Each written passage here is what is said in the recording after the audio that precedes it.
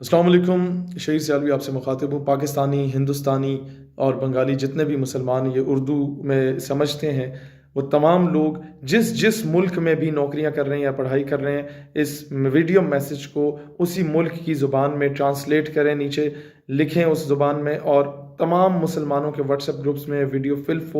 forward کریں، اپنے face بک اور اپنے ٹویٹر اکاؤنٹس پہ فارورڈ کریں، اپنے یوٹیوب اکاؤنٹس پہ اپلوڈ کریں کہ 12 ربیع الاول کو جمعے کے دن تمام لوگ جو فرانس نے گستاخانہ خاکیں شائع کی ہے رسول اللہ صلی اللہ علیہ وسلم کے خلاف، اس